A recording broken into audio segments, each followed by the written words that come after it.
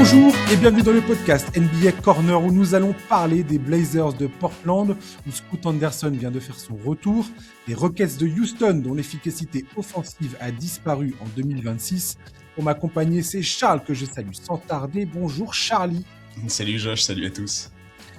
Alors Charlie, on va être tout à fait honnête avec les auditeurs. Le podcast ne sort pas mardi matin comme ça devait être le cas. J'en profite pour saluer Florent, avec qui j'ai enregistré un épisode la nuit dernière. Et ça s'est mal passé, techniquement. Tout a foiré, tout a sauté. C'est-à-dire que sa piste à lui n'a pas été enregistrée quasiment. Ça a été enregistré que quelques minutes. Et voilà. Et donc, on s'est retrouvé avec un podcast où je parlais seul. Voilà. J'avais des interactions, même pas avec moi-même, je réagissais dans le vide. 1 heure de monologue. Voilà, donc je me suis dit, bon, on va pas proposer ça aux auditeurs. Et donc, tu es intervenu tel un cavalier, tel Zorro, sortant dans la nuit pour venir sauver cet épisode du podcast. Et je t'en remercie, Charlie. Ah bah écoute, sans problème, avec plaisir.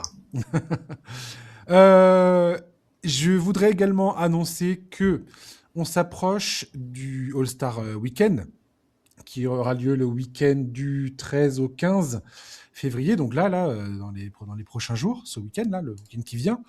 Et donc, je propose à nos chers auditeurs, oyez, braves gens, on va faire un mailbag le 17 février. Voilà, donc vous pouvez nous envoyer vos questions. Enfin, ce sera soit le 17, soit le 20. On va voir un petit peu selon ce qu'il y a à dire du All-Star Game. Ça se trouve, il va se passer des trucs complètement fous. Non. Donc, on en parlera peut-être à ce moment-là. Arrête, Charlie. Arrête, on sait jamais. Arrête, on sait jamais. Donc, voilà. Donc, on va parler de ça. Donc, envoyez vos questions sur le mail du podcast nbacornerpod@gmail.com, nbacornerpod@gmail.com. Voilà, envoyez toutes nos questions concernant la saison, les sujets dont vous souhaitez parler, des sujets dont on ne parle pas assez, peut-être à votre goût. Donc, ça sera le moment de parler de tout ça. On essaiera de traiter un maximum de questions selon le nombre qui tomberont dans la boîte mail. Donc, n'hésitez pas à nous envoyer un petit peu vos questions et on se fera un plaisir d'y répondre avec Charlie. Charlie, on va commencer. Alors, ce podcast, il est un peu particulier parce qu'il va y avoir une grosse partie actu. Il y a une actu hyper riche, j'ai trouvé ces derniers jours et dont je souhaitais parler avec toi. On va commencer par l'actu très chaude, c'est-à-dire la baston qu'il y a eu, dont j'aurais pas parlé la nuit dernière pour le coup, mais il y a eu une grosse baston entre les Pistons de Détroit et les Charlotte Hornets la nuit dernière. Les Pistons qui se sont imposés sur le parquet de Charlotte pour mettre fin à la série de 9 victoires des Hornets. Et dans cette rencontre, dans le troisième quart-temps, il y a eu la baston entre Moussa Diabaté et Jalen Duren qui a complètement débordé par la suite. Jalen Duren, il y a eu une grosse faute de Moussa Diabaté sur lui. Ils se sont mis tête contre tête. Moussa Diabaté n'a pas supporté que Jalen Duren lui mette la main en travers du visage, ce que je peux tout à fait comprendre. Très sincèrement, en NBA, à ce niveau de compétition, quand tu vois comment il faut exister sur le terrain, c'est normal. Je comprends tout à fait la réaction de Moussa Diabaté, qui n'a pas du tout l'habitude de réagir de la sorte. Donc, je pense qu'il était vraiment à bout et que les émotions étaient élevées à ce moment-là. Moins compréhensible, c'est comment Miles Bridges est venu se mêler à cette baston en essayant de lancer un coup de poing à Jalen Duren, ce qui a provoqué ensuite un débordement avec Isaiah Stewart, Big Stu, qui est sorti du banc pour venir lui allonger une droite. Il a réussi à le prendre entre son bras et lui balancer quelques patates dans la tête. Voilà, je pense qu'il y a beaucoup de gens qui n'étaient pas mécontents de voir Miles Bridges se prendre 2-3 pêches en pleine poire parce que voilà, il a quand même battu sa femme, ce type. Voilà, Charles Lee a été éjecté plus tard dans le quatrième quart-temps après une faute qui a été sifflée contre Brandon Miller où c'était contre comment il s'appelle, c'est Grant Williams, voilà, qui a fait une faute sur Paul Reed. Enfin, ça a été sifflé comme tel. Et donc Charles Lee, le coach des Hornets, n'a pas supporté. Voilà. Bref, tout ça pour dire que ça a été sacrément mouvementé cette rencontre. Franchement, moi, je m'attendais à un beau match. Bon, au final, c'était un peu moche. Je pense qu'il va y avoir clairement des suspensions. On va le savoir probablement au moment où ce podcast va sortir. On aura les suspensions qui vont probablement sortir. Et je crains, Charlie, qu'Isaiah Stewart va s'en prendre pas mal de matchs de suspension. Bah oui, Isaiah Stewart, sans mauvais jeu de mots, il en est quand même pas à son coup d'essai, donc effectivement, il risque de prendre assez cher, surtout que, comme tu l'as dit, à la base, il a rien à voir avec la situation, il vient du banc en mission punitive sur Miles Bridges. Bon, c'est clair que des 4 concernés, ça ne m'étonnerait pas que ça soit lui qui prenne le plus cher, même si, comme tu l'as dit, je pense qu'effectivement, il a fait plaisir à pas mal de personnes sur le coup. Sinon, bah oui, Diabaté, il a réagi un peu violemment à une provocation pas très maligne de Duren. C'est sûr que la séquence tête contre tête, puis main dans le visage, ça avait tout pour faire exploser une situation qu'on sentait déjà bien tendue. Maintenant, voilà, c'est le genre de truc qui peut arriver, tout le monde jouait à fond, il y avait de la tension, aussi parce que l'arbitrage a laissé une forme de nervosité et de tension s'installer dans le match, ça a fini Ouais, je par suis bien péter. d'accord. Voilà, moi je vais pas rentrer dans le discours de Bickerstaff qui cherche un peu les responsables et qui dit c'est pas nous qui avons commencé et tout, on s'en fout, on verra bien quelles seront les sanctions de la ligue. Tout ce que j'espère c'est que ça sera pas trop long pour Moussa Diabaté parce qu'il est quand même en train de faire une super saison et ce serait dommage que ça soit un coup d'arrêt. Mais voilà, c'est le genre de choses qui arrivent. Maintenant, c'est sûr que quand les joueurs qui sont extérieurs à l'action viennent, bah, quand ils viennent pour séparer, pour calmer le jeu, c'est très bien. Quand ils viennent pour faire justice, bah ça part souvent en vrille et c'est un peu ce qui s'est passé l'année dernière.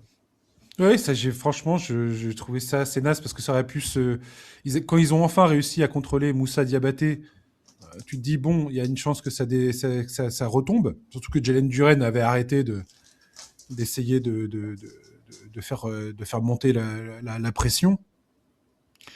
Donc, c'était vraiment complètement inutile de la part de Miles Bridges de faire ce truc complètement stupide, quoi. Après, j'ai vu pas mal de réactions sur les réseaux sociaux qui beaucoup pointent du doigt l'attitude de Moussa Diabaté, mais je suis désolé. Quand on te met une main en travers du visage, je vois pas comment c'est lui l'instigateur de cette bagarre, quoi. Pour moi, c'est clairement Jalen Duren qui devrait être large. Enfin, pour moi, Jalen Duren devrait être suspendu plus de rencontres de Moussa Diabaté. S'il y en a un par qui tout ça arrive, c'est Jalen Duren. S'il ne met pas la main, si ça reste du tête contre tête et ensuite ça dégage, je vois pas comment la situation escalade plus que ça. Là, c'est parce que justement, il a ce geste de la main au visage. Je veux dire, n'importe qui dans une situation se prend une main en travers de la tronche, tu réagis immédiatement. Enfin, je veux dire, c'est une provocation immédiate, quoi. Ouais, ouais. Après, tu vois, on sait pas très bien comment. En fait, le problème, c'est qu'on sait pas comment ça aurait évolué s'il y avait pas eu la main dans le visage. Je suis d'accord qu'effectivement, c'est ça qui fait partir les choses en vrille. Maintenant, moi, d'après ce que j'ai vu, Diabaté, c'est pas la première fois qu'il se retrouve mêlé à une histoire comme ça. Quand il était à la fac, visiblement, déjà, il y avait eu Mmh. une échauffourée où il avait bien eu envie d'en découdre. Donc, écoute, Ouais, il était chaud, hein. sur le papier, je suis d'accord. Duren devrait, en théorie, prendre plus que Moussa Diabaté. Maintenant, je sais On pas verra si bien. ça sera le cas. Dans tous les cas, effectivement, c'est sûr que c'est des comportements qu'on n'a pas très envie de voir sur le parquet. Mais honnêtement, j'insiste. J'aimerais bien qu'on n'oublie pas la responsabilité de l'arbitrage dans cette situation, parce que franchement, la tension qui a régné dans ce match-là, elle est aussi due à une forme de laxisme de la part des arbitres. Et, euh, et je pense que avec d'autres arbitres, ça ne serait pas forcément parti aussi loin. Ouais, et pour tous les nostalgiques des années 90 qui crient au truc génial, ah ça y est, le vrai basket est de retour, enfin des bastons, enfin des hommes qui se battent. Excusez-moi, mais moi je peux pas du tout participer à cet enthousiasme débordant sur ce genre de choses, quoi. Bah, surtout que Je en fait, trouve ça, je c'est trouve pas du ça basket, quoi. déplorable. Enfin, Oui, voilà, ouais. Et je dire le vois vrai pas, basket en voyant une baston, ça n'a aucun sens en fait. voilà. Et je vois pas ce qu'il y a d'absolument extraordinaire à voir des joueurs qui se mettent sur la tête. Ces gens-là ont des familles, certains ont des enfants. Enfin, je veux dire, faut bien imaginer la catastrophe que ça peut être pour les gens de ta famille qui sont en train de te voir dans cette situation-là. Et les joueurs eux-mêmes, je pense, se sentent extrêmement bêtes par la suite.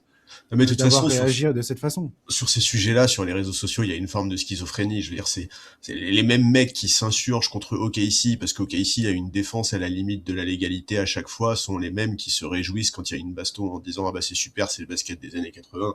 Bon, tu vois, c'est un Mm. peu, voilà. Moi, c'est pas trop mon truc, effectivement. Je pense que ce genre d'incident n'a rien à faire sur un terrain de basket. C'est pas du basket. Voilà. C'est oublier l'histoire aussi de la NBA, pourquoi on en est là, pourquoi Stewart, parce qu'il est sorti du banc, il risque de se faire vraiment extrêmement punir, parce qu'aujourd'hui, t'as un règlement en NBA qui interdit aux joueurs du banc Tout à de fait. sortir pour se mêler, et c'est spécifiquement indiqué. C'est dû à tout le passif. Le plus gros passif, c'est Malice at the Palace entre les Pacers et les Pistons. Voilà, ça, la NBA sera intransigeante sur ce genre de choses. Vous pouvez être sûr que ça va tomber.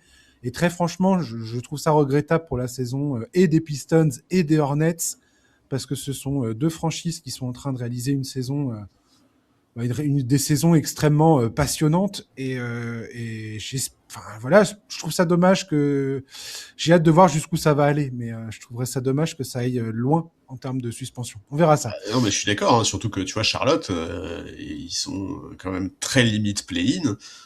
Ce serait vraiment dommage que ça ait des conséquences sur leurs résultats collectifs sur Hmm. l'ensemble de la saison. Ouais, que ça vient de foutre en l'air la bonne dynamique du moment. Là, c'était la belle histoire de ce milieu de saison. En plus, dans un mois de janvier, février, où on en parlera peut-être un peu tout à l'heure, où c'est la fête du tanking à pour plein de franchises. Ouais. Là, t'as cette équipe qui se bat, qui produit un beau basket, qui est complètement inattendu, où il y a c'est une vraie belle dynamique qui est en train de se passer sur le terrain. Et franchement, j'étais un peu triste hier soir d'assister à ce spectacle qui, je le dis, est tout à fait déplorable. Et, euh, et voilà. Et on verra à quel point ils vont payer le prix de cette situation. Et Charlie, Anthony Davis va-t-il jouer, oui ou non, cette saison, alors qu'on avait eu des premiers rapports qui annonçaient potentiellement qu'il allait être, voilà, qu'il allait pas rejouer du tout de la saison, c'était prévu comme tel, qu'il allait passer le reste de son temps à faire de la rééducation et qu'il débuterait potentiellement la saison prochaine. C'est le général manager Will Dawkins qui a annoncé dimanche que non, potentiellement Anthony Davis pourrait faire ses débuts à Washington d'ici la fin de la saison cette année. Il y aura une nouvelle évaluation de son état de santé après le All-Star break. Il avait un ligament touché à la main gauche. Il avait également une blessure aux adducteurs à traiter qui était venue s'ajouter entre-temps. Trae Young également, lui, a des blessures à gérer. Lui aussi pourrait éventuellement revenir en cours de saison. J'arrive pas à savoir, est-ce que c'est une communication de la part des Wizards pour éviter de se faire taper sur les doigts de la part de la Ligue et Ouais. que quand ils vont faire le bilan à la fin du All-Star Game, ils vont dire non, mais non, c'est trop compliqué, finalement, c'est mort, ils reviendront pas. Je sais pas si c'est de la com comme ça pour éviter d'être puni ou s'il y a autre. Ou est-ce qu'on va effectivement revoir Davis et Trae Young faire quelques matchs sous le maillot des Wizards, ce qui m'intéresserait énormément. Bah, déjà, effectivement, moi, mon premier réflexe, c'est de me dire que c'est de la com destinée à la NBA. On sait très bien que la Ligue n'aime pas trop que les franchises mettent leurs joueurs, surtout All-Star, au frigo. Donc, on verra comment ça va se passer dans les prochaines semaines. C'est vrai que en fait, peut-être effectivement que les Wizards seraient contents d'avoir un petit échantillon avec Trae Young et Anthony Davis pour se faire une idée de comment tout ça fonctionne, des profils compatibles qu'ils vont avoir besoin de trouver pour compléter le groupe, peut-être aussi tester les possibilités offertes par le duo, parce que comme l'a dit Will Dawkins, le general manager, Trae Young n'a jamais joué avec un joueur de ce niveau, donc ça peut être intéressant de voir ça. Maintenant, il y a quand même le tanking qui est en jeu. Est-ce que vraiment t'as envie de gagner des matchs aujourd'hui quand t'es Washington? Non. Bah voilà, en fait, c'est mine de rien, tu peux très vite sortir des 5 pires bilans de la ligue, tu vois, si tu commences à gagner quelques matchs, parce que bah Indiana est sur un rythme, Indiana et Sacramento sont très bien partis pour être les deux pires bilans, mais t'as quand même Brooklyn, les Pels qui sont juste au-dessus en termes de matchs gagnés par rapport à Washington. Donc est-ce que vraiment t'as envie de gagner? Ça, j'en suis pas sûr et certain. L'autre aspect, évidemment, c'est l'aspect physique. Moi, mon premier réflexe, c'est de me dire, bah, surtout dans le cas d'Anthony Davis, qu'il faut absolument prendre son temps, le retaper du mieux possible et qu'il revienne en pleine forme la saison prochaine. Mais en même temps, quand j'y réfléchis plus de 5 secondes, je me dis, mais en fait, même s'ils prennent leur temps, ça ne garantit en rien qu'il va pas se reblesser quelques semaines après son retour, hein. On connaît Anthony Davis, donc... Bon, écoute, on verra, ce serait intéressant à voir, effectivement, ça me déplairait pas d'avoir un petit échantillon de match, et puis je trouve en plus que ça irait un peu, effectivement, à l'inverse de ce qu'on voit ces dernières semaines avec un tanking à outrance. Enfin, genre, le tanking, c'est toujours moche, mais c'est vrai que cette saison, c'est quand même particulièrement violent. On verra. Moi, j'avoue qu'en l'état, pour moi, c'est plus de la com destinée à la ligue, mais on sait jamais, hein. Ouais, il y a des équipes qui n'ont, enfin, c'est pas qu'elles n'ont pas le choix de tanker, mais elles ont clairement aucun intérêt à gagner des matchs. Les Pacers viennent de faire un deal avec les Clippers pour récupérer Zubac.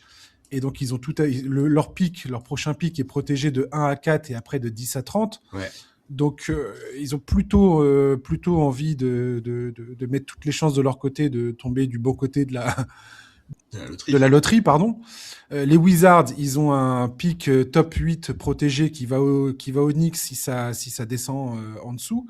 Donc pareil, ils ont tout intérêt à perdre. Utah, on a vu. Utah, c'est absolument affolant ce qu'ils font. C'est complètement dingo. Contre le Magic, l'autre jour, il y a Jaren Jackson, Lauri Markkanen, Keyonte George. Ça jouait très très bien et tous ces joueurs-là ont été mis sur le banc. Ils n'ont pas terminé la rencontre. J'ai vu des fans des Jazz qui défendaient ce choix en disant oui, mais non, mais ça permet de développer les jeunes joueurs. C'est aussi ça qu'on est censé faire.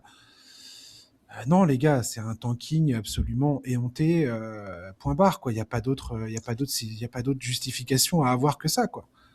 Et parce que eux, ils ont un pic top 8 protégé qui part à OKC s'ils sont pas dans le top 8.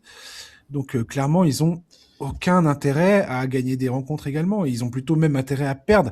Donc il y a une course à la défaite qui est en train de s'engager entre toutes ces équipes-là et qui va être absolument catastrophique, quoi. Bah, surtout dans le cas d'Utah, en l'occurrence, tu vois, s'ils arrivent à garder leur pic, il y a beaucoup de fans qui vont te dire que cette saison est une masterclass, parce que non seulement tu gardes ton pic qui te permet de récupérer un joueur intéressant, Oui. mais en plus t'as monté un trade qui te permet de sécuriser un joueur que tu n'aurais jamais eu autrement que via trade. Donc c'est clair que du côté des fans de Utah, je pense effectivement que voir du tanking là dans les prochains, enfin jusqu'à la fin de la saison, ça dérangera pas tant que ça. Ouais, complètement. Ouais, Mais c'est quand même fou de se dire que les Kings arrivent à avoir un pire bilan que les Pacers, hein. Franchement, Oui, alors que eux, ils essayent pas de grand tanker. respect, grand Je respect. pense que c'est une des rares équipes au fond du classement qui essayent pas de tanker Ah non, mais de toute façon, les deux derniers de la conférence comme des Ouest, malades, quoi. les deux derniers de la Et conférence Ouest, là, Pelicans que ce non soit plus. les Pels ou les Kings, c'est un masterclass, hein. Franchement, la saison, là, waouh, C'est comment perdre, mais de façon éthique. On perd, mais on est éthique. Et sinon, juste pour un truc sur les Wizards auquel je pensais, j'étais en train de me dire, quand tu vois un peu l'effectif des Wizards, enfin le potentiel de cette équipe, et je me dis qu'il y a quand même... est-ce que, quand tu vois l'effectif des Wizards, est-ce qu'ils sont capables de mettre autour de Trae Young défensivement? Est-ce que c'est pas l'effectif... Enfin, si jamais cette équipe voit le jour, hein, parce que là, Anthony Davis a fait la visite à Washington, il a rencontré les propriétaires, le fils et le père Leonsis, et donc il était là, ah ouais, pas mal et tout ça, beau stade, c'est nickel et tout. Et après, il a bien expliqué, bon, j'ai hâte de voir quel est le projet, est-ce que je suis dans le projet, est-ce que ça a envie de jouer le titre ou pas. Et là, j'ai rigolé en me disant, mais gars, mais tu crois vraiment que les Wizards ils jouent le titre là avec cet effectif là? Mais non, c'est sûr que non, quoi. Je vois pas comment tu peux croire une seule seconde que ça joue le titre. Bref, mais je me dis que si jamais cet effectif voit le jour sur le parquet, il y a quand même la possibilité de monter un 5 parfait autour de Trae Young, défensivement, pour cacher ses lacunes. Oui, sur le papier, je suis d'accord, effectivement. Le fit de Trae Young dans l'effectif, il est pas inintéressant. Maintenant, moi, c'est clair que le duo Trae Young-Anthony Davis, j'ai un peu envie de voir ce que ça va donner. Mais c'est sûr que les déclarations d'Anthony Davis, ça sent quand même un peu le mec qui a surtout un objectif, c'est se laisser une porte ouverte, tu vois, pour dire, bah en fait, je veux me barrer parce que c'est hors de Ouais, question que cette équipe-là, elle puisse jouer le titre dans les 5 prochaines années. Et à mon âge, j'ai pas le temps d'attendre, tu vois, c'est sûr. ouais, clairement, ouais. Et c'est une façon, oui, tout à fait, de lancer un message au front office et au propriétaire. Après, il est sous contrat, hein. Personne va. Son option joueur, je pense que si demain il dit je prends pas mon option joueur, elle est à combien son option joueur? 62 62, millions? ouais. S'il dit ça, je pense que les Wizards vont dire ok, salut Anthony, Oui, mais tu vois, même à s'il la la prochaine. prend, en fait, tu vois, si à l'été 2027, il faut se séparer d'Anthony Davis, avec Ouais, l'augmentation du cap et le fait que ce sera un contrat expirant, je pense que ce sera quand même plus facile de trouver preneur. je pense qu'au final, les Wizards, ils sont potentiellement partis sur une saison avec Anthony Davis et Trae Young, peut-être, et encore. Très sincèrement, si la saison prochaine, ces deux joueurs-là jouent avec les Wizards et qu'il y a une quelconque proposition avec des pics de draft intéressants, des jeunes talents intéressants ou je ne sais quoi, les Wizards se débarrasseront de. Enfin, ils repartiront comme ils sont venus, quoi. J'en suis persuadé. Je sais pas, je pense que ça va aussi dépendre de la draft, ça va aussi dépendre, tu vois, des profils qui seront là. Tu vois, un mec comme Trae Ah Young, ouais, la saison prochaine, pas il aura faux. 28 piges. Est-ce que les Wizards vont pas se dire, on trouvera pas mieux que lui à la main dans les 3-4 prochaines années? Est-ce que ça vaut pas le coup de continuer? Je sais pas. T'as raison pour Trae Young, t'as tout à fait raison. Je pense que, enfin, on se l'était dit, toi et moi, plus tôt dans la saison, qu'est-ce qui leur manquait à Washington, c'était un meneur de jeu compétent. Ils peuvent tout à fait passer encore 2-3 ans avec Trae Young, il n'y a aucun souci. Ça dépendra c'est ce qu'on avait dit l'autre fois, ça dépendra de la prolongation, enfin de l'extension de contrat qu'il signe avec eux, quoi. Ouais, Si c'est un montant à la con qui prend tant de pourcentage du salary cap, bon, c'est peut-être pas le truc le plus pertinent. Ils arrivent à négocier un truc Parce qu'après, aujourd'hui, avec la nouvelle convention collective, une franchise est obligée de dépenser de l'argent. Donc, c'est aussi pas plus mal de filer son argent à Trae Young et se dire, bon, bah, au moins, tu prends une partie du salary cap et on peut continuer de développer nos jeunes joueurs. ouais, après, Va falloir que ça s'aligne sur les extensions de contrat des joueurs qu'ils ont véritablement envie de garder et de développer. C'est ça, surtout, la bien question. sûr. Mais c'est sûr que tu vois, Trae Young, il est. Bon, j'y crois pas trop moi-même en le disant, parce que je sais bien que c'est pas ça la mentalité des joueurs NBA, mais enfin, Trae Young, s'il est un peu lucide, il a quand même compris aujourd'hui que sa cote, elle avait plus rien à voir avec ce qu'elle était il y a quelques années. Ouais. Bon, peut-être que demander le maximum possible, c'est pas l'idée du siècle, quoi. Ouais, complètement, ouais. Justement, alors, je voulais un peu parler de toi, avec toi, pardon, de ça, des meneurs de jeu en NBA, dans le gabarit de Trae Young. Je pense notamment à Darius Garland, où il y a eu quelques questions sur sa capacité à défendre, à faire des switches, que c'était embêtant d'avoir un joueur comme ça parce qu'il était visé par les défenses adverses, par les attaques adverses, pardon. Ja Morant aussi, pareil. Il y a des questions de gabarit, de lacunes défensives, et également de sa capacité à rester en forme pour lui, parce qu'il se prend des, vu son jeu en pénétration, il se prend des coups dans tous les sens et il est très très régulièrement blessé. Je te pose cette question-là parce que c'est dans les podcasts américains, j'entends beaucoup cette question-là, et ça me fait penser à la question qu'on se posait il y a à peu près 10 ans sur est-ce que les pivots sont en voie de disparition dans la ligue, parce qu'il y avait cette vague de meneurs-shooters, il fallait que tout le monde sache shooter, il fallait que tout le monde court, il fallait que tout le monde passe, il fallait que voilà qu'il y ait ce genre de profil de joueurs capables de tout faire, mais surtout d'avoir un tir extérieur. Et aujourd'hui, on a l'impression que les équipes cherchent à avoir des joueurs plutôt mastoc. On voit Rudy Gobert est là depuis un moment, mais il a tout à fait sa place dans un 5 majeur. Jalen Duren, Walker Kessler, Donovan Clingan, même un joueur comme Wembanyama, aujourd'hui, on dit bravo, il s'approche plus du cercle, il joue plus à l'intérieur, dos au panier, et c'est une bonne chose. Il faut qu'il se renforce musculairement, justement, pour pouvoir faire face aux grands gabarits. Et je parle de ces joueurs-là, Gobert, Duren, Kessler, c'est pas forcément des shooters à 3 points, justement. C'est plus des joueurs, des pivots classiques, on va dire. Et je trouve ça assez intéressant, en fait, cette conversation qui s'impose un peu dans les podcasts américains. Je voulais avoir un peu ton opinion là-dessus. Sur les petits meneurs, du coup?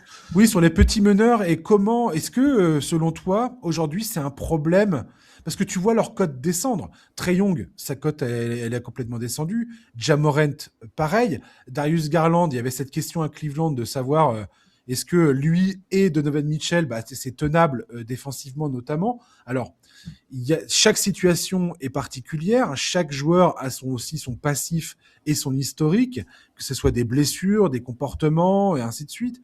Mais, euh, mais je me posais la question de savoir est-ce que c'est une question pertinente en fait de se poser, de se demander est-ce que les petits meneurs, les petits gabarits ont encore une place en NBA Bah, en fait, ou c'est encore de la valeur tout du moins. Mais en fait, disons que je pense aussi que ça dépend beaucoup des profils physiques, tu vois, parce que évidemment le problème qui est beaucoup mis en avant, c'est le problème défensif. Et tu l'as dit, l'exemple évident qui vient à l'esprit de tout le monde, c'est Trae Young, dont la cote s'est effondrée ces dernières années, notamment en raison de ce manque de fiabilité défensive. Mais moi, d'abord, j'ai quand même l'impression que c'est pas une fatalité, pardon. Je pense que dire que les petits sont nécessairement incapables de défendre, c'est faux. Certains l'ont prouvé ces dernières années. Hein. Chris Paul a été un très bon défenseur à son poste. Conley l'a été aussi. Tony Parker, à son époque aux Spurs, était capable d'évoluer dans une équipe qui défensivement était absolument Voilà. redoutable. José Alvarado mesure moins d'1m85. En fait, il y a certains joueurs qui ont un QI basket qui leur permet de compenser leur déficit de taille. Chris Paul, typiquement, c'était son QI basket qui le sauvait. Un mec comme Van Vliet, par exemple, il est pas si pénalisant que ça parce qu'il Ah, il est comprend ce qui se ouais, passe ouais, sur le parquet, tu complètement. vois. Ouais. Et ils produisent l'effort. Ouais. En fait, il y a aussi il y en a aussi d'autres qui sont tellement forts en attaque, en fait, qu'on tolère aujourd'hui un manque de présence défensive. Tu vois, Jalen Brunson, aujourd'hui, ben, on va pas aller lui faire un procès parce qu'il défend pas bien, vu ce qu'il apporte offensivement. En fait, moi, j'ai un peu l'impression que ce manque de défense peut être pas trop pénalisant si les joueurs en question apportent quelque chose qui manque à leur équipe. Tu vois, typiquement, aujourd'hui, Ryan Nembhard, qui est probablement un des plus petits joueurs de la ligue, bah, c'est son émergence qui a permis à Dallas de débloquer beaucoup de choses dans leur jeu. Alors certes, c'est aussi parce qu'ils avaient un vrai manque à la main, mais n'empêche qu'aujourd'hui, il n'y a pas grand monde qui regrette sa taille. Je pense qu'il y a un élément, ce que je disais, c'est le gabarit, tu vois. Le problème de Trae Young, c'est pas juste qu'il est pas grand. Le problème de Trae Young, c'est qu'il fait moins de 75 kilos, Trae Young. C'est extrêmement peu, en fait. C'est très difficile d'encaisser des contacts quand tu fais moins de 75 kilos. Tu vois, à titre de comparaison, Jalen Brunson, il fait facilement 10-12 kilos de plus. Donc forcément, ça l'aide sur énormément de séquences, principalement offensives, mais n'empêche que ça joue. L'autre élément, c'est quand même que ces dernières années, on a vu beaucoup en NBA de line-up où les postes n'ont que peu d'importance, avec parfois beaucoup de mecs très longs, capables de switcher sur tout ou presque, ce qui évidemment défavorise énormément les petits. Et c'est clair que pour un coaching staff, la taille, c'est un élément qui est très rassurant. Tu vois, typiquement à Brooklyn, où il y a beaucoup de profils jeunes sur les lignes arrière. Avant même le début de saison, la plupart des observateurs estimaient que celui qui aurait le plus de temps de jeu, au moins au début, ce serait Egor Demin, en mettant en avant sa taille. Demin, il fait plus de 2 mètres. Bon, bah, c'est sûr que c'est rassurant pour un coaching staff. Donc, moi, j'ai un peu tendance à penser qu'un petit guard peut toujours avoir sa place dans la ligue, mais à condition qu'il soit élite dans au moins un secteur pour compenser cet aspect. Mais en fait, globalement, moi, depuis que je suis la NBA, j'ai pas l'impression qu'il y ait eu une époque où les petits avaient vraiment la cote, ou en tout cas où ils dominaient. Alors certes, il y avait probablement plus d'équilibre entre petits et grands, au moins sur le backcourt. Cet aspect-là a sûrement été gommé par ces line-ups sans vrai meneur où les postes ont moins d'incidence que par le passé. Mais globalement, la NBA a toujours favorisé les grands. Et dans l'absolu, c'est pas parce que t'es grand que tu défends bien. On en a plein des exemples là-dessus. Donc je sais pas, je suis plus mitigé moi sur ce sujet-là. Je pense que ça se limite pas à une histoire de taille, tu vois. Je pense que le profil physique joue, le profil du joueur joue aussi beaucoup, et la cote de Trae Young, elle s'est pas effondrée juste parce qu'il défendait pas bien, elle s'est effondrée parce que offensivement c'était pas toujours très efficace, parce que son leadership a beaucoup été remis en question, etc., etc. Ouais, quelque part, c'est l'éclosion aussi de Stephen Curry et de ce qu'il a été capable de proposer sur un terrain. Sachant que Stephen Curry, s'il y a un truc que tu peux lui reconnaître également, c'est à quel point il a travaillé sur son physique. Ouais, bien Stephen sûr. Curry, au tout début de sa carrière, en 2013, Ah, il c'est était étoffé. effectivement assez frêle. Entre-temps, il s'est sacrément étoffé physiquement. Tu vois, aujourd'hui, Steph Curry, c'est quand même, en termes de masse musculaire, tu vois le boulot effectué sur plusieurs années. Et autre chose, c'est que sur cette adresse à 3 points, sur cette capacité justement à, à courir, passer les écrans, shooter à 3 points. Aucun joueur n'est capable de faire ce que fait Stephen Curry. Non. Personne. Euh, Damian Lillard est peut-être un joueur qui s'est le plus rapproché en termes de volume et d'efficacité et sa capacité à peser sur le jeu. Et encore, défensivement, c'est pareil. Lui ça a toujours été un peu problématique. Et aussi parce qu'il a jamais évolué dans des équipes extrêmement fortes défensivement. Mais Steph Curry, pour le coup, lui aussi a utilisé son intelligence de jeu pour exister défensivement. Il a été dans des équipes qui étaient premières ou dans le top 5 défensif de la ligue. Mais aussi parce que c'est un joueur intelligent et qui a su toujours jouer son rôle, on va dire, sur le terrain. Et je trouve que c'est aussi un bon exemple du fait que Steph Curry est vraiment un joueur hors norme, exceptionnel. Et qu'il y a eu cette tendance à un moment de tout voir par ce prisme-là en se disant, tiens, Stephen Curry était devenu le point de comparaison de tout quasiment, quoi. Oui, et Parce puis qu'il avait cette influence extraordinaire sur le reste de la ligue, quoi. non, mais il y a aussi ce modèle défensif en fait qui veut que beaucoup de coachs à un moment insistaient sur le fait d'avoir sur le parquet des joueurs capables de switcher sur tout ou presque. Oui, Et, complètement. Ouais. et c'est aussi vrai que ce basket sans poste qui a vu, en fait, défensivement, quand tu voyais par exemple ce que Ben Simmons à la main pouvait apporter à une époque, c'était quand même clairement intéressant pour certaines équipes. Et tout ça, effectivement, ça jouait pas en la faveur des petits. Mais j'insiste quand même sur le fait que tu as certains petits qui sont très bons défensivement. Tout à fait. On pourrait même rajouter Draymond Green à l'histoire des Warriors. Franchement, cette équipe était tellement une anomalie à l'époque euh, que, que je pense que il y a un moment où ça a fait bugger un petit peu notre cerveau collectif en se disant mais si c'est tout à fait possible. Alors qu'un défenseur comme Draymond Green, voilà, qui mesure 2 mètres et qui est capable de défendre sur n'importe qui, t'en trouves pas tous les 4 matins dans une équipe NBA, quoi. Non, c'est C'est pas clair. un profil que tu retrouves. C'est des joueurs, voilà, lui, Steph Curry, c'est des joueurs hors catégorie, tout simplement. Tout à fait. Cam Thomas a signé aux Bucks pour la fin de saison. Ça m'a fait plaisir de voir ça parce que voilà, j'ai trouvé ça assez dingue de voir les Nets le couper purement et simplement. J'ai bien compris hein, sa réputation de scoreur qui manque d'efficacité, qui a pas vraiment un jeu développé en pénétration, qui est pas réputé pour ses talents de créateur. Je pense qu'il a une bonne opportunité aux Bucks de changer la trajectoire de sa carrière potentiellement. Je pense que c'est un endroit où ses talents de scoreur vont être fortement appréciés. Et voilà, j'ai hâte de voir ce qu'il va produire. J'ai hâte de voir ce que va faire Doug Rivers, ton coach préféré, Charlie. Comment il va utiliser Cam Thomas. Mais voilà, je comprends ce que veulent faire les Nets. Il n'est pas dans les plans. La coupure, je m'y attendais pas quand même. Ouais, bah écoute, elle est là, hein, la recrue qui va permettre de rassurer Jenny sur le potentiel de l'équipe, c'est super. Non, mais plus sérieusement, écoute, visiblement, il avait plusieurs offres, il a probablement choisi la franchise qui va lui permettre de se mettre le plus en valeur dans l'espoir de décrocher un bon contrat pour la saison prochaine. Bon, Cam Thomas, on le connaît, on connaît ses qualités, on connaît ses défauts aussi, notamment en défense. Si Ouais. j'étais un peu méchant, je dirais qu'il va pouvoir faire ce qu'il fait de mieux, à savoir mettre des points dans une équipe sans ambition. Je t'avoue, je suis pas un très grand fan du joueur. Je pense pas que ce soit un recrutement qui va changer quoi que ce soit à Milwaukee. Par contre, je suis tout à fait d'accord avec toi. Je pense qu'il aura là-bas l'opportunité de se montrer et l'opportunité de se mettre en valeur dans l'espoir de décrocher un bon contrat la saison prochaine et surtout de trouver une place dans une équipe qui permettra d'exploiter au mieux ses qualités. Mais en fait, le problème aujourd'hui, c'est que les qualités de Cam Thomas, est-ce qu'elles sont compatibles avec une équipe ambitieuse? Ça, j'en suis pas convaincu. Ouais, je suis tout à fait d'accord avec toi. Très sincèrement, je vais jeter un œil sur son parcours à Milwaukee.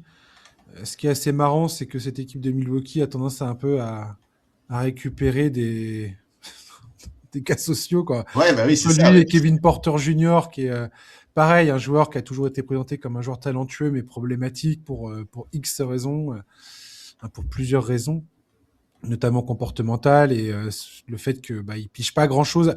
Ce sont des joueurs qui sont extrêmement bons individuellement, mais qui ont du mal à comprendre comment leur jeu s'inscrit dans un collectif. Et c'est assez étonnant de voir ça. On verra bien. En parlant des Bucks, je voulais revenir quand même sur cette histoire de Giannis Antetokounmpo Ah oui. qui, après la date limite des transferts, a annoncé qu'il avait rejoint, qu'il était actionnaire du site Kalshi, un site de paris sportifs, sachant qu'il y a 23 millions de dollars qui ont été pariés sur son éventuel transfert ou non dans les derniers jours avant la date limite des transferts. Euh, je me pose la question de comment la NBA peut voir ça et se dire que c'est tout à fait légal pour un sportif en activité de se lier à ce point-là avec une organisation qui gère des paris, liée à ses propres décisions. Je veux dire, ces décisions, tu peux littéralement parier là-dessus, mais le joueur est partie prenante dans cette histoire-là. Donc, je vois pas comment cette histoire-là va pas poser problème. Et toi et moi, on en a déjà parlé. Cham Charania, pareil, qui a des contrats avec des paris sportifs, je crois que c'est Fan Duel, un truc comme ça.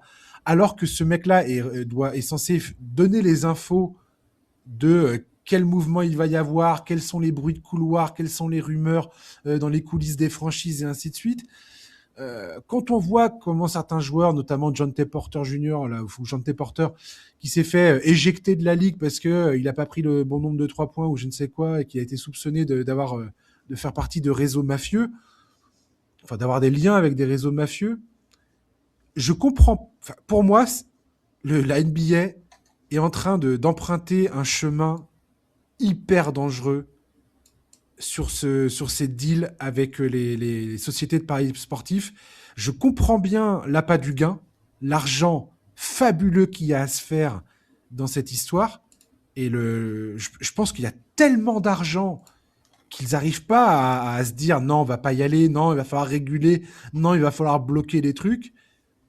Mais très sincèrement, alors que Giannis Antetokounmpo, qui lui se tape des contrats absolument fabuleux, des sommes faramineuses en termes contractuels, on peut se dire ouais non mais il va respecter le deal et tout ça parce que les joueurs peuvent faire des deals. Il y a rien aujourd'hui dans la convention collective qui les en empêche. Si, normalement, Maintenant, si.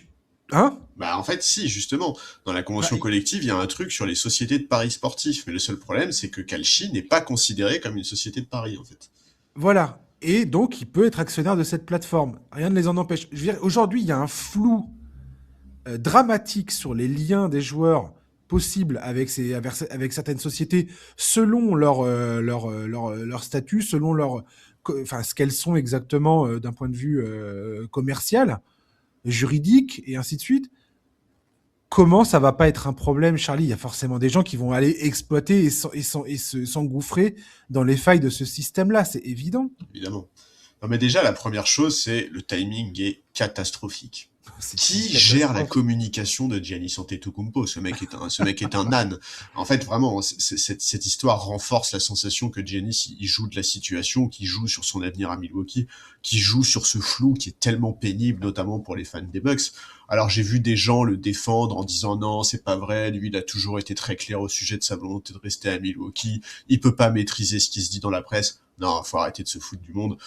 Tous les insiders de la sphère NBA écrivent des articles sur ce sujet-là. Vous vous doutez bien qu'ils sont alimentés, ces insiders. C'est pas eux qui vont inventer des histoires. Giannis lui-même a reconnu en conférence de presse il y a quelques semaines que son agent menait avec la franchise des discussions au sujet d'un potentiel départ. Et il nous a sorti une petite phrase du genre oh, il fait son travail, c'est pas à moi de contrôler ça. Bah, en fait, si, justement, c'est clairement à toi de contrôler ça. C'est ton employé, ton agent. Donc ouais, le timing il est catastrophique, ça ne fait que jeter le doute sur la probité de Giannis, sur la réalité de toutes ces discussions qui ont animé la ligue depuis des mois, et c'est une catastrophe. Et effectivement, l'autre aspect de cette histoire, en fait, c'est la législation qu'il y a aux États-Unis. C'est comment est-ce qu'une plateforme comme Kalshi peut ne pas être considérée comme une société de paris? Ça n'a absolument aucun sens. Alors visiblement, il y a des discussions qui sont déjà engagées. Il y a plusieurs États qui essayent de classer ce genre de plateforme comme une société de paris. Et ça me semble assez évident, mais ça, tout ça prend du temps. Kalshi eux-mêmes ont communiqué en disant non mais Giannis ne sera pas sur des histoires liées à la NBA, etc. Non mais enfin c'est complètement du foutage de gueule. Je voilà je trouve ça nul. Je comprends pas vraiment la tournure qu'est en train de prendre la carrière de Giannis. Je comprends pas. Je comprends pas qu'ils ne comprennent pas à quel point tout ça nuit à son image et à quel point c'est dommage. En fait, il avait l'image d'un des mecs les plus Mm. équilibrés et les plus sympas de la ligue et en l'espace de quelques mois, il est en train de tout ruiner. Et surtout, je comprends pas à quel point. Enfin, vraiment, moi, si j'étais fan des Bucks, mais j'aurais tellement la haine contre sa communication ces dernières semaines et ces derniers mois. Vraiment, je trouve ça nul. Voilà, c'est pas la première fois qu'on le dit, mais mais tous les trucs qui sortent à ce sujet-là renforcent ma sensation et effectivement, j'aimerais bien qu'à terme la ligue clarifie un peu les choses là-dessus, parce que c'est bien gentil de bannir à vie John T. Porter, mais il faut quand même pas que ça ne concerne que les joueurs mineurs. C'est déjà ce qu'on avait dit à l'époque au moment de la suspension de John T. Porter. On avait dit bon bah c'est très bien de faire ça avec lui, mais enfin il faudrait quand même pas que ça soit l'arbre qui cache la forêt. Bah c'est un peu là, tu vois, des mois après, on est complètement là-dedans en fait quoi. C'était complètement l'arbre qui cache la forêt. Mais je veux dire, aujourd'hui, la NBA, enfin, moi, enfin, j'ai pas enfin, j'aimerais bien que ce que je vais dire là que je passe pour le fou du bus à terme. Il n'y a pas de problème, j'en serais ravi. Mais pour moi, la NBA est en train de s'auto-appliquer le baiser de la mort en s'approchant trop près de ce business-là. Aujourd'hui, tout est gangréné par les sociétés de paris sportifs. Il n'y a pas un podcast américain quasiment, il n'y a pas une émission, il n'y a pas un temps mort qui n'est pas sponsorisé par FanDuel, DraftKings ou je ne sais quoi. Il n'y a pas un joueur qui n'est pas lié d'une façon ou d'une autre à ce genre d'opération. Encore une fois, il y a les têtes de gondole, Giannis, LeBron James, je ne sais quelle autre star qui font ça, parce qu'il y a de l'argent à se faire et parce ils peuvent le faire, bien évidemment. Maintenant, tous les joueurs ne sont pas Giannis Antetokounmpo ou des superstars de la ligue. Il y a aussi les joueurs milieu de tableau ou qui sont là, qui vont passer dans la ligue 3-4 ans. Quand tu as moyen de te taper des dizaines de millions de dollars Mais c'est clair. qui vont changer ta vie, littéralement, ta vie à toi, la vie de ta famille, ton existence entière, comment tu veux qu'il y a pas un moment où ça va partir en cacahuète, cette histoire? Pour moi, ça paraît évident que c'est extrêmement problématique. Et là, le cas de Kalchi, tu fais très bien de le dire. Le fait que là, aujourd'hui, cette société elle est considérée comme ne posant pas de problème. Mais là, donc c'est-à-dire que le truc est en train de se produire, les joueurs sont en train de signer des contrats. Comment tu reviens dessus demain? Ouais, Comment c'est clair. tu casses cette dynamique-là? Comment tu vas faire signer après au syndicat des joueurs en leur disant, oh, vous savez, tous les dizaines de millions, voire les centaines de millions que vous vous faites avec ces trucs-là, va falloir arrêter parce qu'en fait, c'est pas sain. Non, et puis au-delà de l'aspect probité des joueurs et tout, sur lequel tu as complètement raison, et je suis complètement d'accord avec toi. Je veux dire, il faut arrêter de croire qu'aujourd'hui, décrocher un contrat en NBA, c'est la garantie de palper des centaines de milliers de dollars pendant des années. Une carrière NBA, en moyenne, c'est extrêmement court. Les contrats ne sont pas tous très importants. Et puis, surtout, l'autre aspect, c'est que je suis désolé, mais en fait, c'est un sujet grave, le betting. C'est une addiction, ça ruine des vies, en fait. C'est pas Mmh. juste, le loisir du dimanche d'aller foutre quelques euros sur un match. C'est pas du tout aussi simple que ça. C'est des sujets qui sont extrêmement importants, qui doivent être pris très au sérieux. Et c'est vrai que pour le moment, on a un peu le sentiment que c'est pas le cas du tout. Moi, je vois pas comment ce truc-là va bien se passer. Sans déconner, je vois pas comment. Là, en plus, il y a tous les trucs des cercles de jeu là, avec Chauncey Billups et tout ça, Damon Jones. Est-ce qu'on aura le fin mot de l'histoire de toutes ces histoires d'argent et de paris et d'arnaque et tout? Mais quand il y a autant d'argent qui est brassé, il y a forcément des réseaux pas clairs qui tournent autour, qui orbitent autour de ça et qui essayent d'exploiter les failles de ce genre de choses. Je pense que la NBA, ils sont pas naïfs, ils le savent très bien.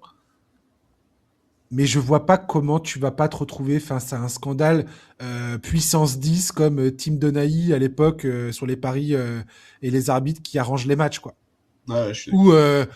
putain, la NBA s'en est quand même vachement bien sorti en disant ah non, il était tout seul, c'est bon, regardez, circuler, y a rien à voir, regardez ailleurs. Oui, mais c'était plus facile de dire circuler, y a rien à voir à l'époque que maintenant, je pense. Ah oui, ça c'est sûr et certain. Ouais. La NBA, on a relancé un petit peu là, les débats sur l'expansion de la NBA. On apprend que les propriétaires vont être appelés à voter probablement cet été pour l'expansion de la NBA à 32 équipes. Donc là, cet été en 2026. Las Vegas et Seattle sont les deux villes pressenties pour accueillir éventuellement une équipe. Euh, Pareil, Charlie, je me pose vraiment la question de savoir où est-ce que va aller cette idée d'expansion de la ligue. Moi, de tout ce que j'ai pu lire, puisque ça date pas d'hier cette histoire. Là, quand je lis certains articles, on a l'impression que c'est acté, que Las Vegas et Seattle vont entrer, qu'il va y avoir une ligue à 32 équipes et que c'est sûr et certain que ça va se passer comme ça. Moi, de ce que j'ai pu lire, notamment Mark Cuban qui avait participé à un podcast qui avait bien expliqué qu'il y a beaucoup de propriétaires qui freinent des cas de fer concernant cette expansion parce que ça veut dire aussi partager le gâteau, notamment le contrat absolument juteux qu'ils ont signé avec les médias sur je sais plus combien d'années. Euh, mais ça veut dire partager avec de nouveaux propriétaires majoritaires. Je suis pas sûr que ça se passe exactement comme ça. J'ai hâte de voir ce que va être le vote, s'ils vont voter pour ou contre l'arrivée de deux équipes. Il y a un truc dont on ne parle plus et dont j'ai pas entendu parler récemment, mais qui avait fait un moment les titres des sites spécialisés, notamment The Athletic, qui avait fait un excellent papier en disant attention, il y a peut-être aussi des relocations qui vont avoir lieu, à savoir des équipes qui vont sortir de leur marché. Il y avait les Pelicans qui avaient été cités, il y a les Memphis Grizzlies qui avaient été cités, où grosso modo, comme c'est considéré comme des marchés trop petits et pas assez rentables, on va dire, attendez, on va peut-être bouger votre équipe ailleurs et rester à 30, mais en bougeant des équipes dans d'autres villes considérées comme étant de meilleurs marchés. Pareil pour Las Vegas, je terminerai là, je te laisse la parole ensuite. Las Vegas, aujourd'hui, il y a beaucoup de gens qui se grattent la tête en se disant est-ce que c'est vraiment un marché dans lequel on a envie d'investir? Parce qu'il y a plein de problèmes qui sont apparus entre-temps.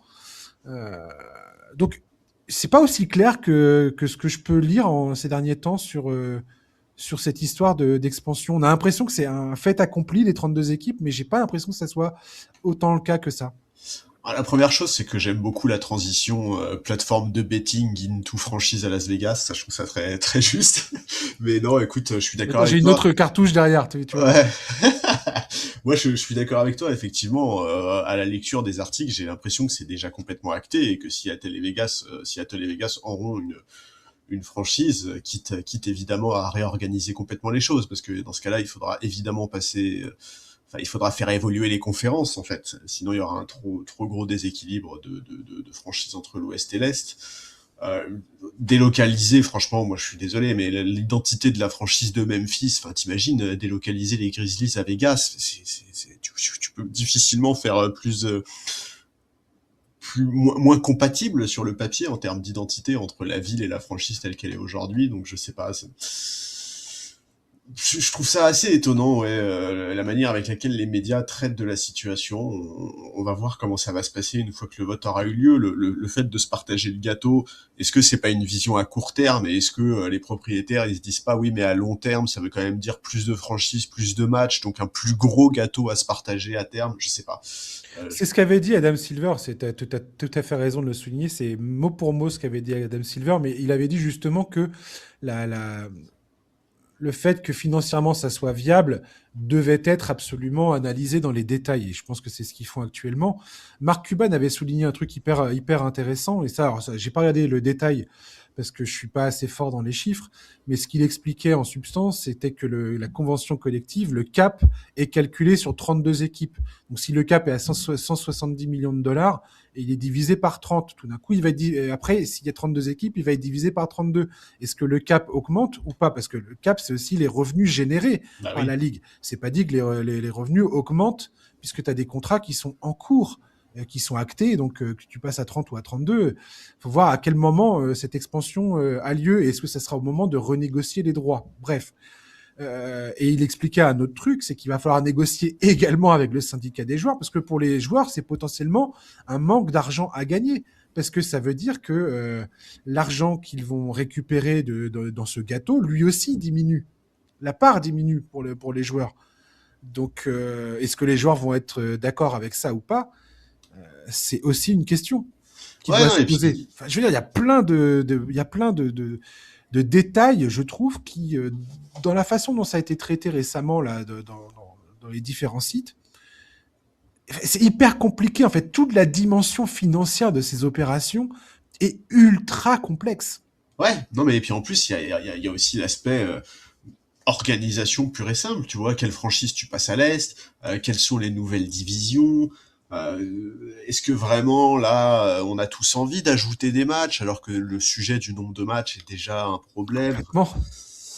Bon, voilà, moi sur le papier, j'avoue que cette histoire d'expansion, je suis pas sûr qu'elle soit indispensable. Pour autant, ça fait tellement longtemps qu'on en parle que je pense qu'on va finir par y arriver quoi qu'il arrive. Mais effectivement, sur le papier, je suis pas confiant quant au fait que ça soit une bonne chose pour la Ligue.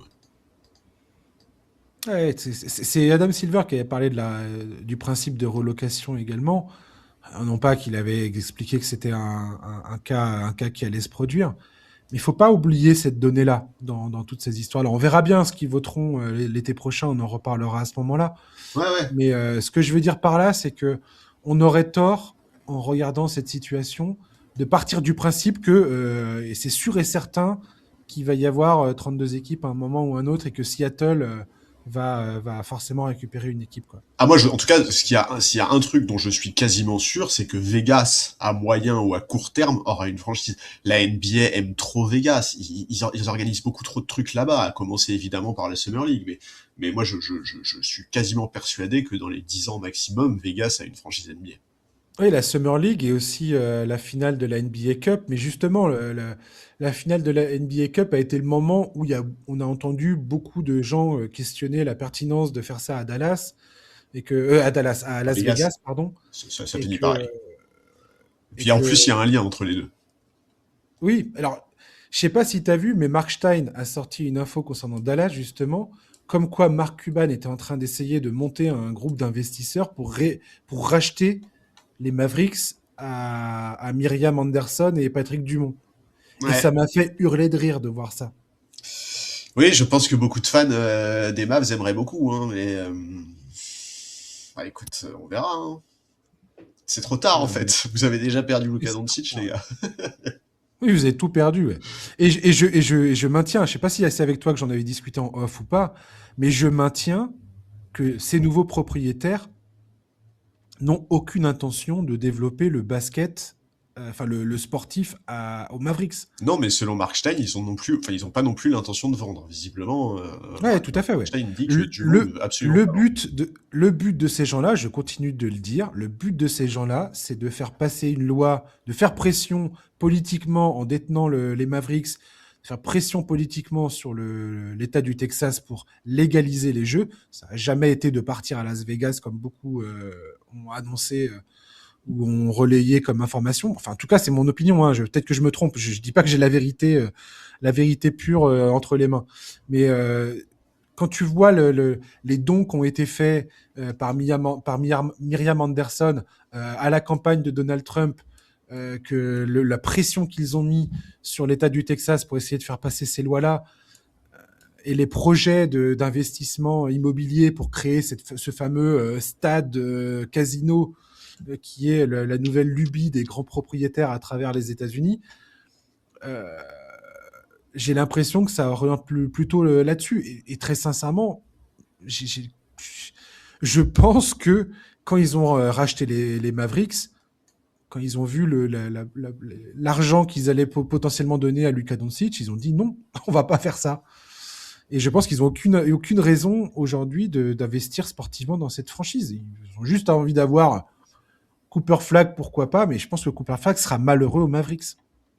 Je pense pas qu'il y aurait une vraie construction d'équipe là-bas. On verra bien. Ouais, on verra. Mais effectivement, je pense que c'est une perspective, ma foi, très possible. Ouais. On verra bien. Les Clippers, parlons des Clippers rapidement parce que je voulais en parler parce que Kawhi Leonard nous a sorti une performance absolument magistrale face aux Timberwolves.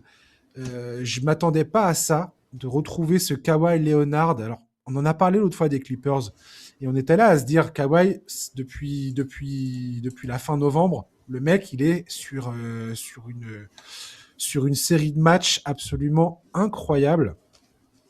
Et là, on a vraiment retrouvé le Kawhi Leonard de, de, de- qui te fait dire que ce mec est un joueur.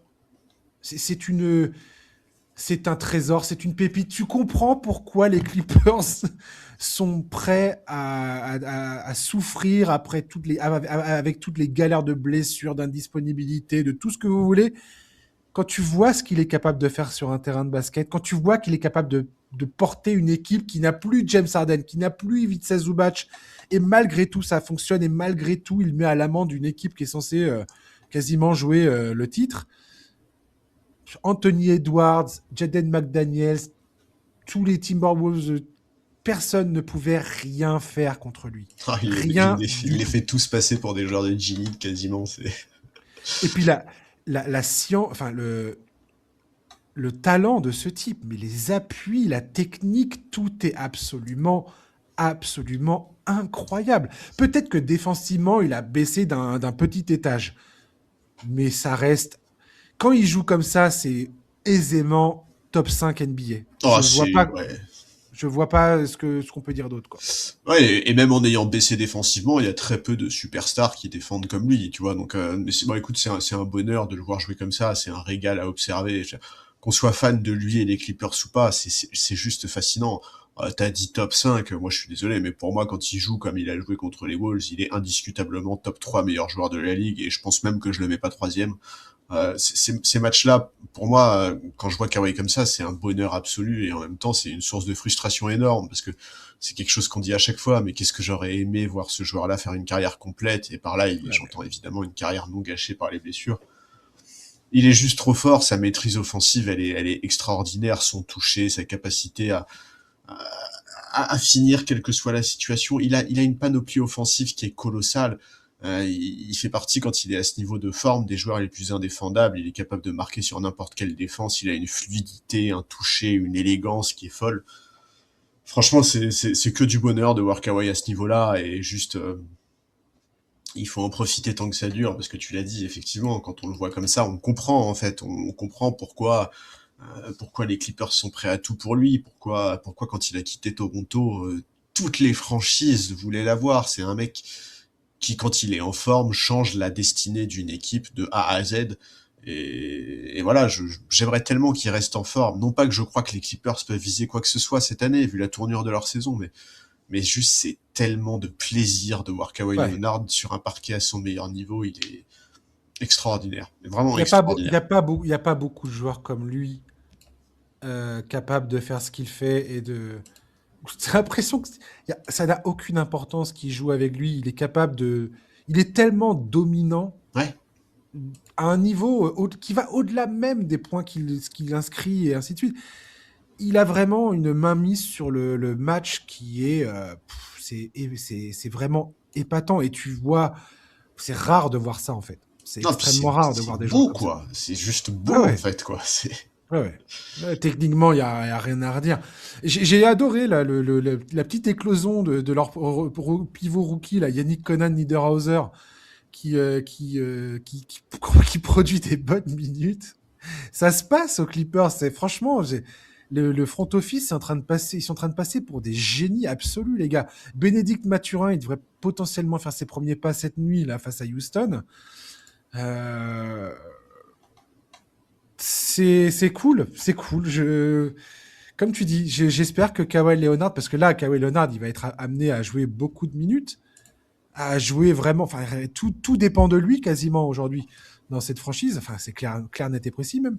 Oui, mais est-ce Donc, que, tu vois, est-ce que pour autant il va vraiment être est-ce qu'il est 7 ou capable 8 de tenir? minutes? Non, mais c'est même pas ça. C'est genre, en fait, pourquoi est-ce que tu le ferais jouer 40 minutes par match aujourd'hui, Kawhi? Tu vois, je veux dire, dans tous les cas, tu peux pas espérer mieux que le play-in, en fait. Donc, C'est sûr, ouais.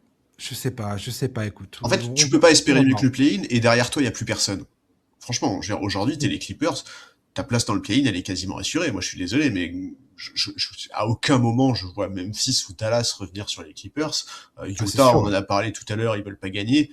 En fait, je vais presque te dire, la fin de saison des Clippers, ça va juste être une démo de Kawhi Leonard, quoi. C'est le seul intérêt que la fin de saison a quasiment, hein. Mais c'est ce que je veux, Charlie. Ah Je oui, non, veux mais moi une aussi. démo de Kawhi Ah, mais moi, Leonard. ça me convient parfaitement, hein. Ah, franchement, là, C'est ce que je veux, si on a une bordel. fin de saison où Kawhi joue comme ça, sans qu'on le sature de minutes, parce que ça sert à rien de prendre des risques, et que de toute façon, ça ne changera rien à la destinée des Clippers cette saison, mais ça me va tout à fait, hein. Moi, je vais pas rater un match. Si on a du Kawhi comme ça jusqu'à la fin de la saison, je vais regarder tous les matchs. Voilà. J'ai tellement pensé à toi en regardant ça parce que je me suis dit, effectivement, exactement ce que tu dis toi depuis toujours et ce que tu viens de dire là. ouais, le what if extraordinaire qu'est Kawhi Leonard, quoi. Qu'est-ce qui se serait passé s'il n'avait pas eu autant de blessures, s'il n'avait pas été autant indisponible? Et ces petites piqûres de rappel de la dimension stratosphérique qu'il est capable d'atteindre sur un parquet, tu te dis, mais ouais, ça nourrit la frustration d'autant plus, quoi. Ouais. Mais bon, on va enchaîner sur les deux équipes. On va commencer à se diriger vers la fin de ce podcast. J'aimerais quand même parler de deux équipes rapido, Portland notamment, qui vient de voir Scoot Anderson faire son retour dans l'effectif. C'était le 3e pick de la draft 2023. Il est arrivé en même temps que Victor Wembanyama. On a un peu oublié, mais il était quasiment comparé en se disant qui va être le plus fort. Enfin, c'est méchant de dire Ça ça. a été vite vu. Non, Ah, mais je le suis petit méchant. sourire en coin, là, quand tu dis ça. Je suis méchant, mais je l'aime bien, Scoot Anderson, et j'espère vraiment qu'il va réussir à trouver sa place parce que c'est un peu parti dans le sens inverse. C'est-à-dire qu'aujourd'hui, tout le monde doute de lui et tout le monde dit que potentiellement, il va pas du tout trouver sa place en NBA. Et c'est pas du tout ce que je lui souhaite. Et j'espère vraiment qu'il trouve son rôle aux Blazers. Les Blazers qui font une saison très encourageante. Il y a eu le recrutement de Deni Avdija qui passe pour un mouvement génial. Aujourd'hui, ce joueur est All-Star. Il a un contrat dégressif et ça paraît absolument extraordinaire. Il y a les joueurs très sympathiques que sont Shaedon Sharpe, Jeremy Grant, Jrue Holiday, quand il n'est pas blessé, Toumani Camara. On a également Donovan Clingham, Robert Williams, Chris Murray, Caleb Love, dont on a parlé l'autre jour, le français Sidi Sissoko, qui a eu l'opportunité de briller. Ils ont récupéré Vit Krejci des Hawks, joueur dont j'ai parlé récemment et que j'adore. Là, Damian Lillard qui va participer au concours de tir à 3 points. What the fuck, pourquoi pas, hein, vas-y, régale-nous, Damian, pourquoi pas. Cette équipe m'intrigue beaucoup. Je rappellerai également qu'elle elle est en phase d'être vendue à un nouveau propriétaire. Je sais pas où va cette équipe. Je pense qu'ils vont un peu nulle part. Je pense qu'ils sont partis pour être mid pendant encore pas mal d'années parce que je vois pas trop le projet. Ils ont pas de franchise player. C'est une équipe de play-in. Ils sont partis pour être un peu les Bulls de la conférence Ouest. Mais elle reste sympathique à regarder. Je trouve que en termes d'état d'esprit, c'est beaucoup plus cool que ce qu'on a vu ces dernières années. Ouais, puis c'est une équipe avec des jeunes intéressants. C'est clair que ce serait bien pour eux de jouer le play-in parce que tu vois, les mecs comme Shaedon Sharpe, Clingan, Scoot Anderson, etc. n'ont encore jamais connu ça. Alors effectivement, pour Scoot Anderson, déjà la priorité c'est de bien revenir, de retrouver du rythme, de trouver sa place aussi, pas seulement à Portland mais aussi dans la ligue. Euh, Moi, j'avoue que j'ai un peu de mal à me projeter sur la suite pour Portland, parce que d'abord, tu l'as dit, la franchise, elle est en vente, et même sans ça, je sais pas où est le plafond de cette équipe, je sais même pas où est son plancher d'ailleurs, mais c'est clair que, tu vois, qu'est-ce que tu vas viser la saison prochaine à leur place? Qu'est-ce que tu fais d'un joueur comme Jrue Holiday, qui a priori est un super vétéran pour encadrer les jeunes, mais qui a 35 ans, qui a peut-être envie d'avoir une dernière opportunité chez un contender? Euh, qu'est-ce que... qui- En fait, voilà, il faut, au-delà des choix d'effectifs, il faut même voir s'il continue avec un mec comme Thiago Splitter, qui était quand même initialement pas prévu pour être le head coach de cette équipe. Il était l'assistant de Chauncey Billups avant que ce dernier ne soit arrêté par le FBI dans le cadre des enquêtes sur les paris illégaux. Donc on va voir, ça va être intéressant, je trouve, de voir les choix qui vont être faits cet été. Est-ce que tu te dis qu'il faut capitaliser sur les progrès d'Avdija et le potentiel d'un mec comme Shaedon Sharpe et permettre à cette équipe de viser les playoffs le plus vite possible? Alors est-ce que tu veux prendre ton temps? C'est un peu difficile à dire en l'état tant qu'on n'en sait pas plus au sujet des ambitions des futurs propriétaires. En tout cas, c'est clair que voilà, sur cette fin de saison, l'important c'est que Scoot Henderson trouve sa place. C'est aussi important, je trouve, d'aller au play-in pour donner cette expérience aux jeunes. Bon, Lillard au concours à 3 points, écoute, ça fait toujours plaisir de voir Lillard sur un parquet, même si évidemment c'est juste le concours à 3 points. J'imagine quand même que ça veut dire que sa rééducation se passe bien. Visiblement, cette idée est née d'une discussion un peu anodine avec un des responsables de la Ligue il y a quelques semaines. Bon, on va voir. C'est sur le principe. Lillard a expliqué que le All-Star Weekend avait besoin de stars et que les stars ont tendance à bouder les concours. Ouais, ok, c'est vrai, mais je pense surtout que ça lui fait plaisir de participer. Voilà, moi, Portland, j'ai du mal à me projeter sur eux. Je suis d'accord, il y a des profils qui sont intéressants. J'ai envie de voir ces jeunes se développer. Justement, je ne leur souhaite surtout pas l'avenir que tu évoquais, à savoir qu'ils soient les Bulls de l'Ouest. Mais, euh, Et mais, c'est un peu mais, parti pour, mais oui, malheureusement mais pour eux, oui, j'ai c'est envie une de vraie dire, dans une possibilité, oui. conférence Ouest ultra compétitive. Après, je pense que c'est une équipe, c'est un peu ce qui nous démontre déjà cette saison. C'est une équipe qui, t'as l'impression qu'ils sont capables de battre n'importe qui à n'importe quel moment, s'ils sont dans un bon soir et que ça clique. Et le jour où Damian Lillard revient, effectivement, t'as raison. C'est quoi la place de Drew Holiday et de certains joueurs là qui sont en fin de contrat? On verra bien ce qu'ils feront cet été. Sheldon Sharp me pose plein de questions le concernant. Qui c'est ce joueur? Est-ce qu'il est capable d'être autre chose qu'un joueur talentueux, mais qui ne va jamais atteindre le statut dont Portland a besoin? Et qu'est-ce qu'ils font avec les pics de draft à venir? Qu'est-ce qu'ils vont faire à l'avenir? Mais est-ce que s'ils sont mid, s'ils sont moyens tout le temps, bah ils vont. Voilà, faudra avoir une équipe de scouting capable d'identifier des vrais talents. Et ça, c'est tout à fait possible qu'ils arrivent à récupérer un gars. Je rappelle que Tyrese Maxey a été sélectionné en 21e choix de la draft. Donc, tout est possible. Tu peux trouver des joueurs qui sont capables de changer la trajectoire de ta franchise, même au fin fond du premier tour, voire au deuxième tour. Ouais, et Mais même via trade, parce que tu vois, typiquement, aussi, oui, Drew Holiday, son nom était pas mal cité avant la deadline du côté des franchises qui espèrent mettre la main sur Giannis. Est-ce que complètement. tu te dis pas, bah tiens, Drew Holiday, il a 35 ans, il a encore Tout à 3 ans de fait. contrat à plus de 30 millions. Est-ce que ce serait pas intéressant de trouver quelqu'un qui s'inscrit plus dans la timeline des Sheldon Sharp et Co. Pareil, Jeremy Grant, il a 31 ans, il a un contrat, 3 ans de contrat, enfin 2 ans après cette saison-là, pardon, à plus de 30 millions la saison. Est-ce que c'est un joueur qui peut avoir une certaine cote sur le marché? Qu'est-ce que tu peux récupérer en échange? Tu vois, il y a aussi tous ces éléments-là qu'il va falloir voir. Et absolument. Puis, Drew Holiday, Jeremy Grant, moins peut-être, mais Drew Holiday, le mec, il se pointe aux Bucks, il remporte le titre. Il se pointe aux Celtics, il remporte le titre. Je pense que tu as un joueur comme ça dans ton effectif. C'est toujours un joueur de valeur que tu es capable d'agiter devant le regard des franchises qui se disent peut-être qu'on est à un Drew Holiday de remporter le titre Ouais. et qui seront prêts à lâcher des éléments, des assets pour le faire venir en pensant que c'est l'ultime joueur pour aller au bout. Donc c'est toujours des joueurs intéressants à avoir dans son effectif, ça a tout à fait raison. Ouais. Mais j'ai hâte de voir ce que ça va donner Portland. Moi, ce qui me plaît beaucoup en tout cas, c'est la mentalité des joueurs sur le terrain. Ouais, ça c'est chouette, je suis Quand d'accord. bien même il resterait les Bulls de l'Ouest, je trouve qu'il y a une vraie combativité dans Ouais, cette ça se équipe. bat et tout. Mais ça, Ouais, je pense que Thiago Splitter a une vraie responsabilité dans la mise en place de cette mentalité-là aussi, je pense. ouais, complètement. Et ça va à l'encontre, pour le coup, la dernière équipe dont on va parler, c'est les Rockets de Houston, dont on a déjà parlé vendredi. Mais je voulais quand même souligner que depuis le début de l'année 2026, leur attaque est en chute libre. 27e de la ligue depuis le 1er janvier. La défense tient à peu près le coup. Ils sont 9e depuis la même date. Mais si tu regardes l'adresse au tir, la capacité de cette équipe à générer une attaque correcte, c'est totalement dans les bas-fonds de la ligue.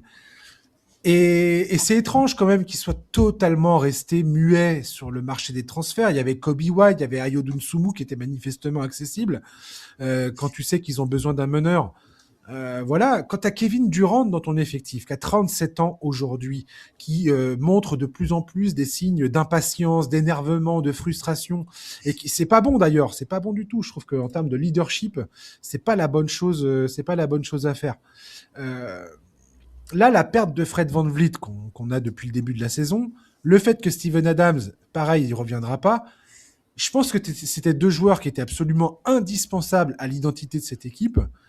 Et notamment, quand tu vois Steven Adams, c'était un peu le super pouvoir des Rockets qui sortaient du banc et qui gobaient tous les rebonds offensifs possibles et inimaginables. Ça permettait à Ime Udoka de faire son duo de tours, Steven Adams, Alperen Şengün, et de forcer les équipes adverses à changer leur rotation et à changer leur 5 sur le terrain.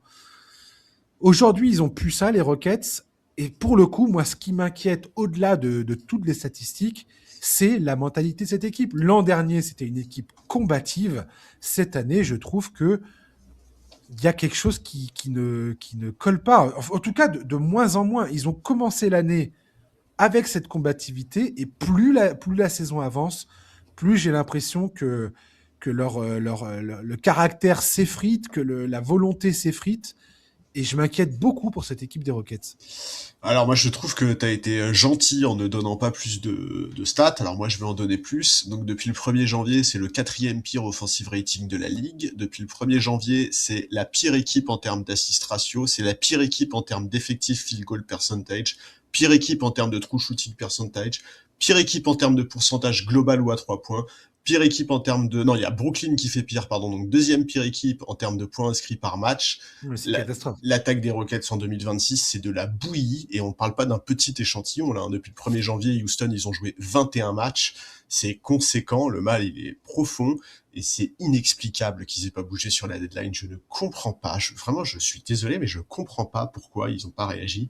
Alors tu me diras, ça les empêche pas de gagner des matchs, hein, ils sont toujours dans le top 4 à l'ouest, ok, mais je vois pas comment tu peux avoir des ambitions cette saison tant que l'attaque sera aussi laborieuse. Alors ok, Kevin Durant peut toujours prendre feu et mettre 40 points, ok, Kevin Durant il a 37 ans, on va pas lui demander de tourner à 40 points par match sur une série de playoffs face à des défenses bien plus solides que ce qu'on aurait pu, enfin bien plus solides que ce que ça pouvait être à l'Est, notamment l'année où il avait fait une campagne de playoffs complètement aberrante.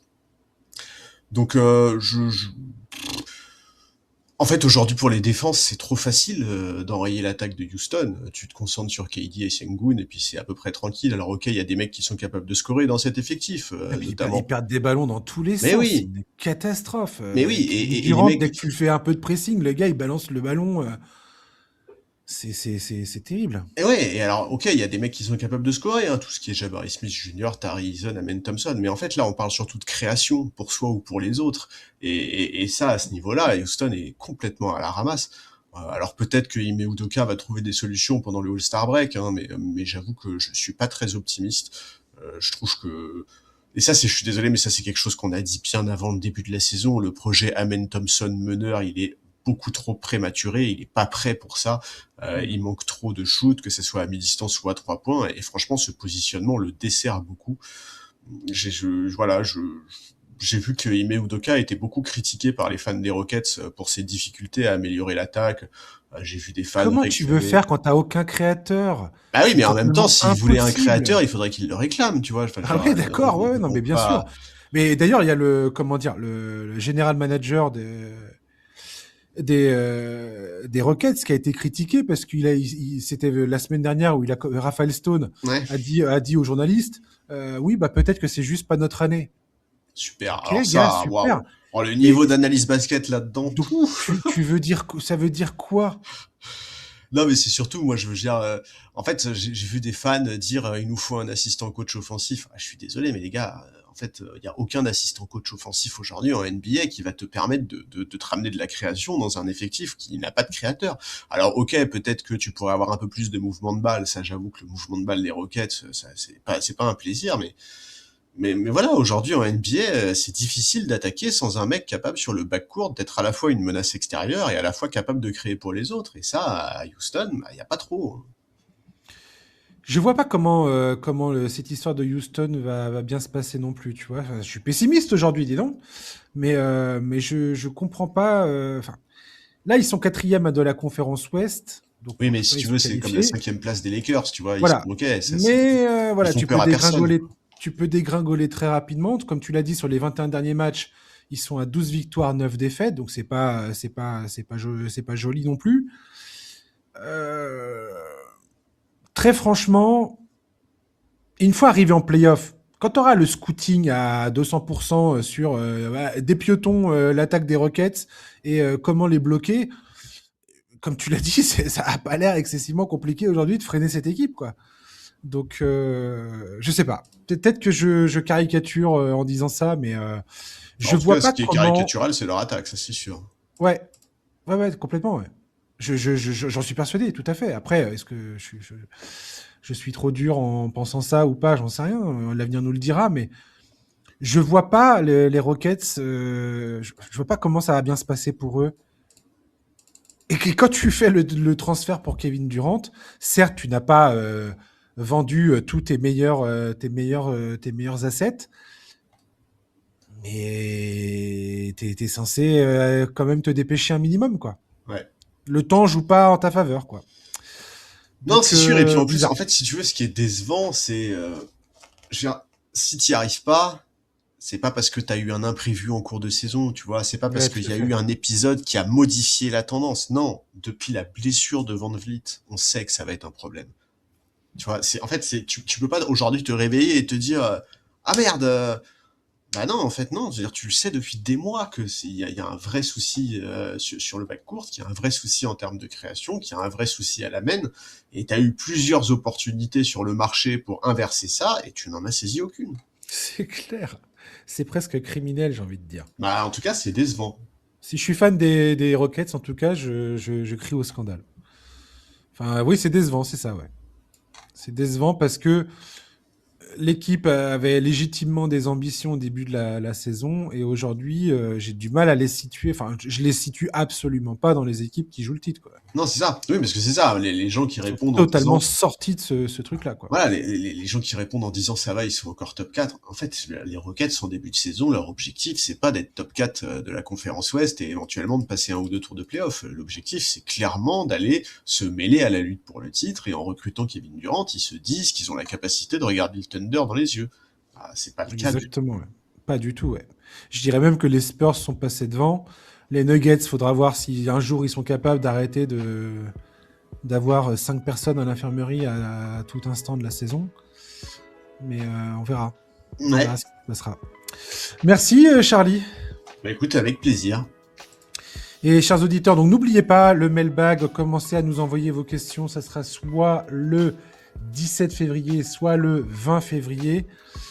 Donc envoyez-nous toutes les questions que vous posez sur les sujets sur lesquels vous souhaiteriez nous entendre parler. Voilà pourquoi on est des haters de tel ou tel joueur.